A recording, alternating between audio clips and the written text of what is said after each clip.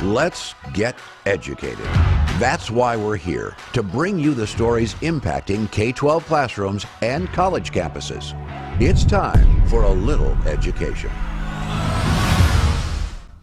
Well, welcome one and all to the best education show in town, Fact Check True. I am Katie Petrick, joined by everyone's favorite Christian rock drummer, Mr. David Fiorazzo. Is that actually how you drum? Like that? Okay, cool. Yeah. And before we get started, we want to hear from you fine people out there. So please do visit stayeducated.org and send us your thoughts. It's really that simple. Okay, well, a posh Manhattan school where $57,000 can buy you a very woke education is now facing major heat after one of its top administrators spills the beans, whoopsies, on the indoctrination to an undercover reporter. Whoopsie, what happened? What did she do? What's interesting is she's on leave, which is interesting because she sneaks an agenda into the classroom. A teacher snuck an agenda? Progressive, perhaps? Anyway, a New York City private school administrator has been secretly recorded confessing that she sneaks her liberal political agenda into the classroom, and she complains about really awful white Republicans. Her name is Jennifer Jin. She goes by Jin Norris. She's listed as the director of student activities, $60,000 a year school, and she has had the opportunity to bring in liberal guest speakers twice a week. But conservatives or Republicans, in her words, not on my watch. And as she says, white boys are actually the problem.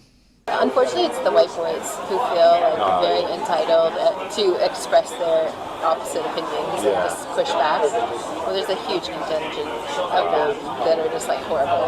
And are you always going to be horrible? Or are you just going to be horrible right now? Don't know. Is there any saving these Republican, white guys? I think they need to go. No, I think they're really awful people. Yeah. That's kind of what I'm afraid of with my white students that are rich. I'm like, do you ever have to deal with this? They're so protected by capitalism that it makes me sad. So we need to find some Dexters who are gonna go together. Yeah. I just wonder how many vigilante. Yeah. Oh no. Taking people out. The show Dexter. Oh yeah. We just need some vigilante Dexters. Oh yeah. Here's your community of targets. All right, so for those of you who are listening and not watching, you should really go and watch the video because it has subtitles. But the long and short of it is, it seems like she doesn't like capitalism.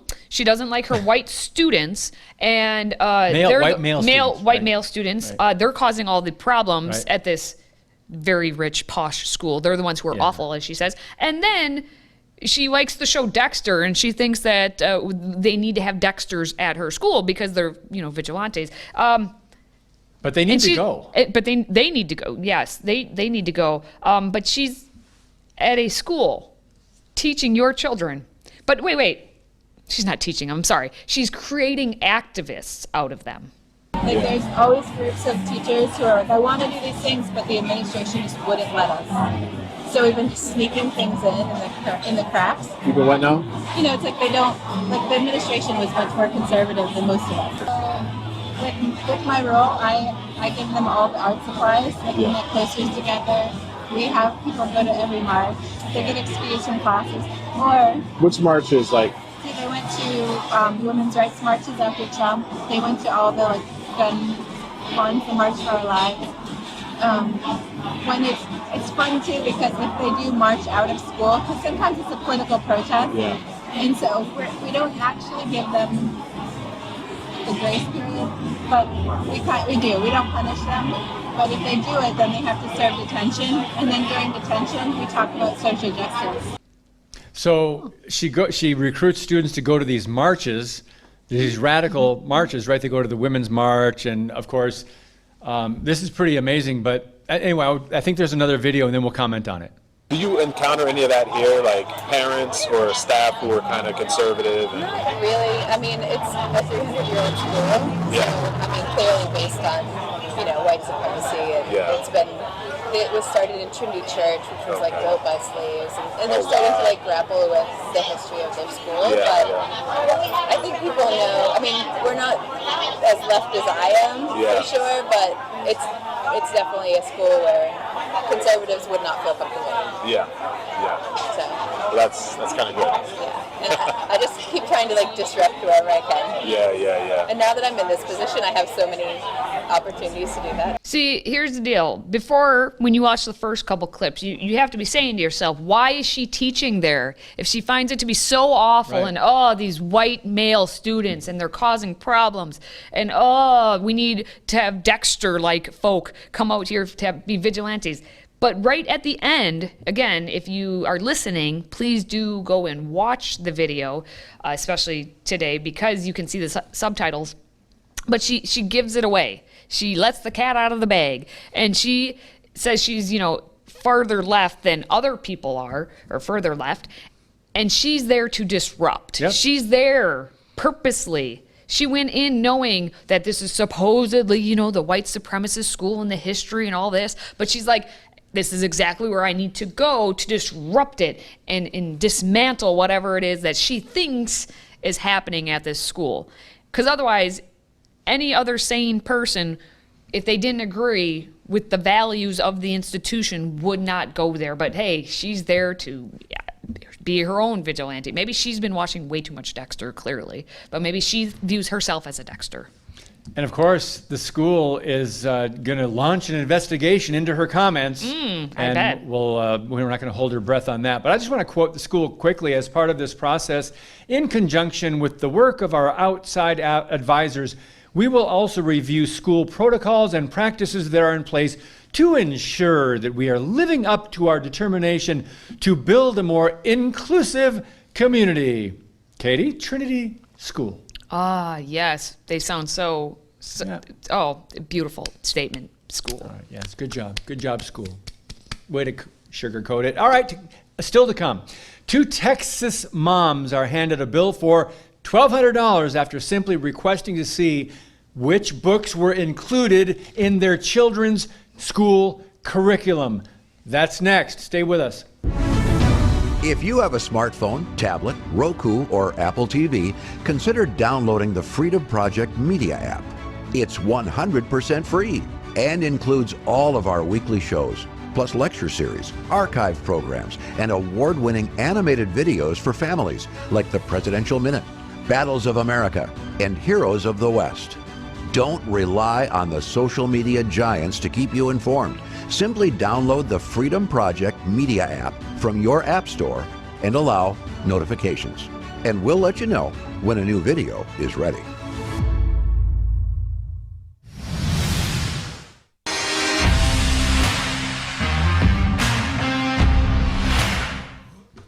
So it's the new school year, and with the new school year, kids, well, maybe some kids, get excited, like me, get excited when it's like, let's take a look at our book list. What are we reading and learning this year? And they take a look and say, I get to read this book or that book, and here's my textbook for math and all of that other jazz. Yes, I did do that. Anyway, maybe you as a parent would like to see that list as well. Well, it's going to cost you an insane amount of money to know just what it is that's included in your curriculum book lists. At least that's what happened to 2 Fort Worth, Texas parents who got charged, as you see, $1,200. Just stop and think about that. Just to see a book list, $1,200. So they wanted to see the public school district's K through 12 curriculum book list. And one mom has now filed a complaint about this. I wonder why. On August 8th, Christina Denopoulos, who has a daughter who's in 8th grade, filed a public records request with the Fort Worth Independent School District for copies of the book lists for kindergarten through 12th grade. She was told the request would cost $1,267.50 to fill said request. And we have another Fort Worth mom, Jenny Crossland, who was trying to decide where to send her daughter to kindergarten. And so she filed the same public records request for the K through 12 book list. And this is actually a good thing. The numbers came back with the same exact amount of money. So if it would have come back as a different amount of money, I would have been like, wait a tick. But either way, it's an insane amount of money, $1,267.50. And they claim it would take 84.5 hours of labor to produce. We're not having them hand copy the books. We're saying what books are going to be taught in each grade K through 12. This should be a crime. There's something very wrong with this. Don't we have even if you don't have computers, give me a piece of paper. Let's make me a list. Here's the list. You can write it out in 10 minutes. 84.5 hours of labor. And by the way, only 2 teachers. Only 2 parents. There should be a lot more parents that are requesting your K through 12 book list across the country. This was Texas, right? Yep, this is Fort Worth, Texas. And just so everyone is aware, at Freedom Project Academy, our institution here, Freedom Project, we have our entire book list online, so you can see that and know what curriculum is being taught to That would take 90 students. seconds, not 84.5 hours of labor. I want to know what that extra half hour is. How did they calculate that 0.5 hours in there? Goodness. That extra 50 cents. This is insane. It really is. We were talking about this last week on a show. Yes. About requesting the curriculum. Yep. This is Parents what have that right. This is what they're going to try to do to you now, is claim, oh, I'm sorry, it takes so much effort on our part, so we're going to charge you this in hopes that you don't come back at them. But come back at them, and that's what the one mom did. A complaint was filed with the Texas Attorney General's office asking to investigate the charge. Now, Dinopolis happens to be an attorney. Oopsie, messed with the wrong mama on that one. She said the charge is not reasonable and wants the district to reduce it. Well, prove it. Yeah, Why absolutely. does it cost that? Everybody's got a computer. Thank you. Now, what led to this whole thing is that Dinopolis' daughter attended Fort Worth ISD last year. And over the summer, though, her mother decided to pull her out and enroll her into a private Christian school for the upcoming school year. That decision was the result of long-term frustration. I can't believe it. Frustration with the district? I wonder why. For their bureaucracy, yes, their lack of transparency, clearly there too, and their inflated spending of taxpayer money. Wow, it's almost like this is just yet another example of some bad things happening with the Fort Worth, Texas school district. The mom was also upset about a resilience questionnaire that she says a counselor gave students that asked the children whether they thought their mother and father loved them when they were little. And when she filed a public records request for that questionnaire, she was not charged. But now it's like, oh, she's on to them. So now they're making this simple, what's your K-12 book list, costing an insane amount of money. Their question, and pretty much probably your question sitting there at home going, hello, why don't they just have this list available? It's not that hard to make. Well, Dinopolis said her first reaction was surprise when she was given the high price for the book list, and she wondered why the district did not have a working list already compiled that could be easily sent out at no cost to parents who inquired. And to your point, why are they the only ones who questioned it? Parents, this needs to happen across the country. Please, I beg you, if you have children in the government-run schools, as I think Alex Newman affectionately calls them, government brainwash camps. But in Rhode Island, this is interesting. I thought this had to be a typo. A Rhode Island mom was told South Kingston School District public records that she requested on curriculum would cost $74,000 to access this. Did anyone check into this? This has to be wrong. Nope, that's just what we have happening. And coming up now, we have a new survey that reveals the highest and the lowest ranked college campuses for student-free speech. The top ones may actually surprise you. That's next. Today's show is sponsored by our friends at MyPillow. Save up to 66% on pristine quality bedding, towels, slippers, signature pillows, and much more when you use the code EDUCATED. That's EDUCATED, educated. Support this show and a great American company.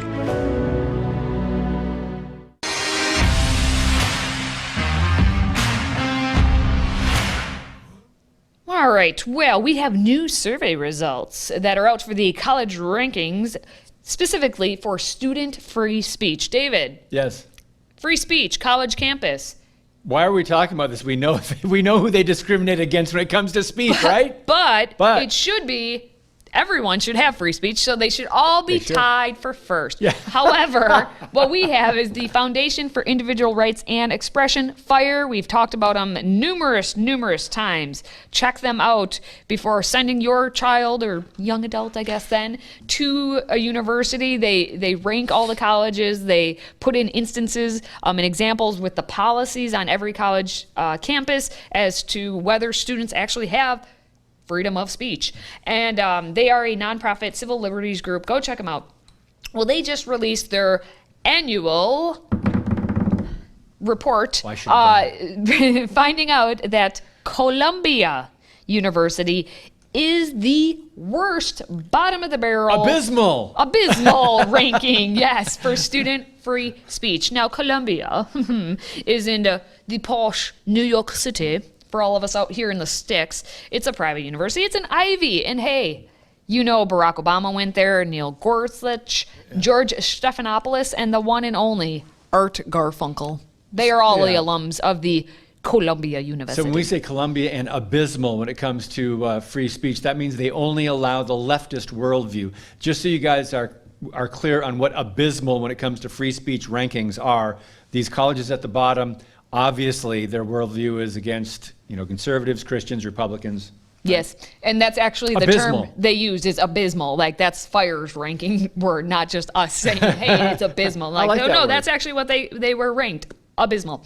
Again, remember, it's Columbia, so they're only charging you about $77,000 in tuition, but after you get some aid, then it's only costing you about $22,000. But either way, you're not allowed to speak for that money that you're paying. So they said this survey overall, FIRE said, is the largest survey on student free expression ever conducted, and it included responses from more than 45,000 students from January to May of this year. Now, students had to be enrolled as full-time undergraduate students in a 4-year program to qualify for the survey, and the rankings are of 203 campuses in the U.S. So, again, FIRE is doing its due diligence in giving you information as to whether or not your student will be able to speak when they attend one of these 203 campuses. And Columbia, being the abysmal that it is, it was actually the only college out of all 203 to get the abysmal rating, which, why is anyone paying to go to Columbia? We've done stories, reports on Columbia and how bad they are, and all like the crazy professors there and the students not being able to have any actual free speech, especially, as you've indicated, anyone who's anywhere near center to right. Like, only the far left gets to speak. Right. By the way, no institutions on the list received a score of very good or exceptional, not surprisingly. Now that's sad. But the bottom 5, Skidmore College, Georgetown University, University of Pennsylvania, Rensselaer. How do you say that? Polytechnic. I know Polytechnic. How do you say the Rensselaer? Sure. Where is it? What is it? Anyway, but they made the. Well, don't no worry, free they're in New speech York allowed. as well. See, here's the deal. Okay, we have Skidmore, which is in New York. We have Pennsylvania, which is in Pennsylvania. Columbia is in New York. The Polytechnic is New York. Georgetown is in D.C. Do you notice a trend pattern. there? A pattern. Yeah. But hey, let's be a little positive. I like being positive. Go to the high Who are the scoring. high scorers? Yes. Okay. No, Number oh, one, come University on. of This can't be accurate. Chicago. There's no way the University of Chicago ranks remotely high for free speech. That it is. Well, you may not like it, but at least they're letting people speak over there. Ah. But then you have Kansas State University at number 2, Purdue University at number 3, Mississippi State, and Oklahoma State. The other I don't 4, see yes. anything. I can understand. None of those 5. Let's see if I can do geography. They're not located on the East Coast Or the left and coast, right? They're not located on the West Coast or the left coast. They're somewhere in the middle to the south. I wonder why. Mind wanders about all of it. All right, before we go, is up next. Plus, David and I have some more of those fun facts to share with you because, hey, we just like to embarrass ourselves on the daily. So stick around. We want to hear from you. If you have a question or comment for Katie, David, or any of our other show hosts, simply visit stayeducated.org. That's stayeducated.org and submit your question or comment. Our team loves to hear from you and might just give you a shout out on air. Again, visit stayeducated.org and connect with us.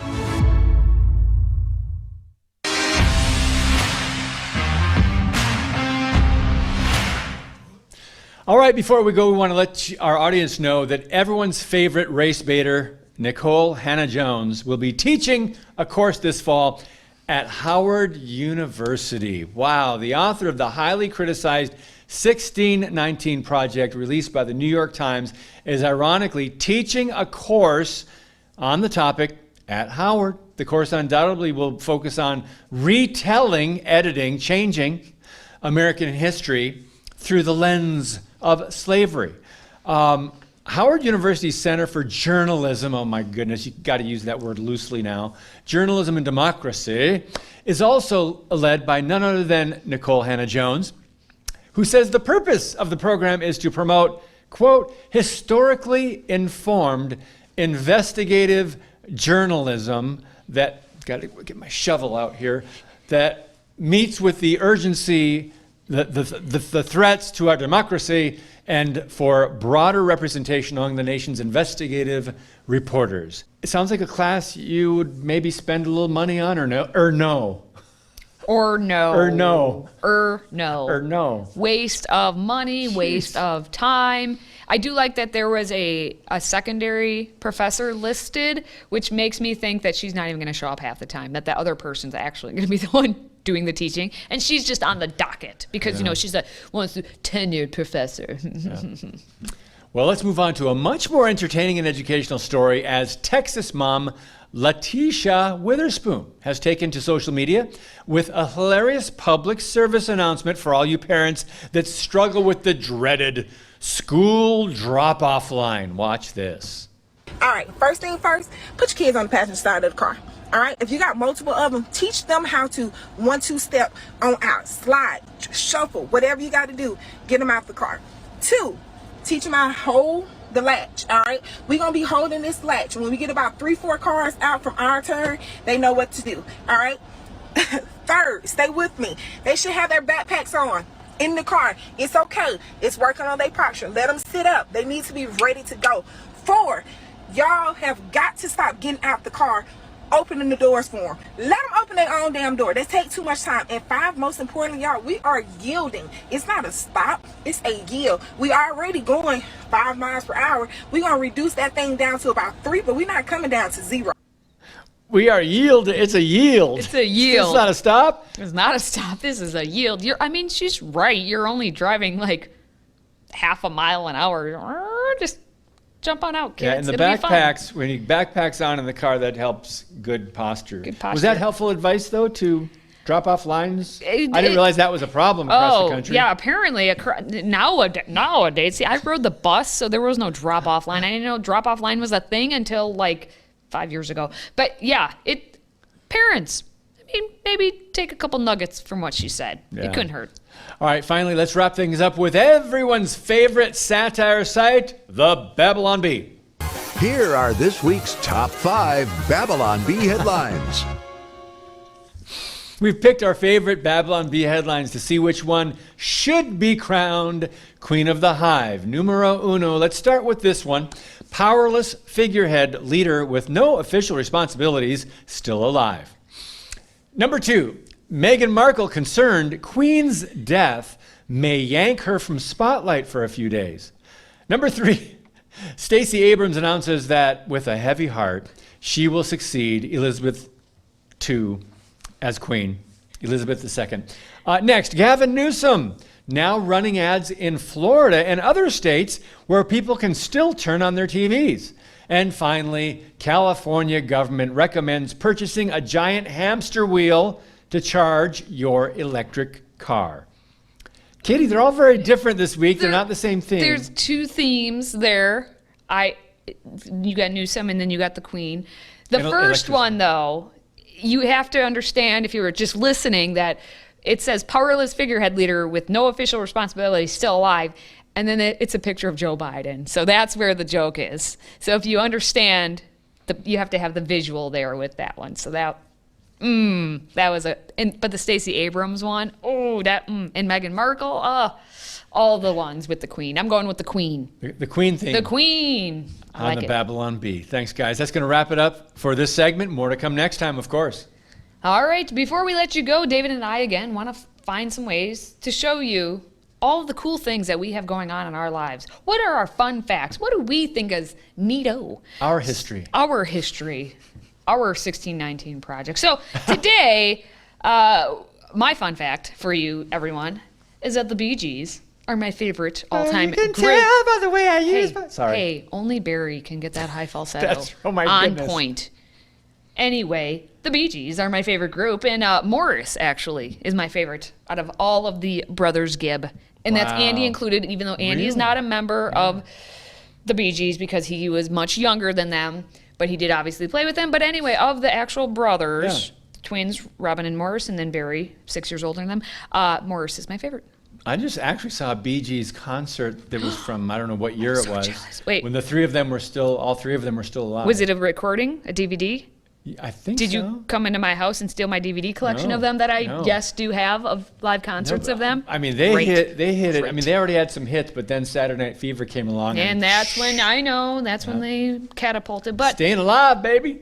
yeah, that's their disco days. I don't even care about that as much. But anyway, one more thing on the Bee Gees. I did get to see Barry Gibb. My mother and I got to see Barry Gibb live. And it was like one of the best concerts I've ever seen because I never thought I would actually get to see like the Bee Gees, obviously not live because Right. the twins have passed on. But I got to see Barry and it was amazing. Awesome. All right, I've got a fun fact of the day. I am one of those pumpkin spice fanatics. Oh. And I found a way to keep it going all year round, not just at fall or harvest season. And I have to share something Katie even made me. True story, a pumpkin spice bundt cake earlier this year. It's a boont. It's a boont. It's yeah. a cake. She made me one. I mean, I love the coffee. I get very strong coffee, and I take a little bit of Door County pumpkin spice, and I put about a quarter of that in, and the rest with very strong coffee. And it's a perfect blend of strong and bold with a pumpkin spice flavor. I like the creamer. I like pumpkin spice muffins. I love pumpkin pie, and I could go on, but we could be here all day. I'm that guy, but I wouldn't go so far as maybe pumpkin spice air freshener. I like pumpkin spice candles, but like I said, I need to stop. So I could go on. This could be The first step is recurring. acknowledging you have a problem. Well, there you go, everyone. If you have any pumpkin spice, anything, I guess, recipes, please do Yes. let us know about them Send 'em because, in. hey, you know David definitely likes it. And since confession, have never had a pumpkin spice latte or anything because of the hype with it and the basic girls, and I guess you're one of them.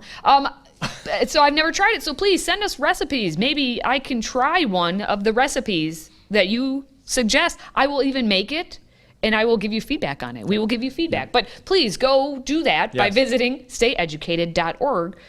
It's pumpkin spice time. We have pumpkin spice pancakes with Oh pecans. my. With pecans. Okay, well, either way, give us those recipes. Uh-huh. And for now, for David and myself, thank you for watching, for listening, and for supporting our show here. Until next time, stay pumpkin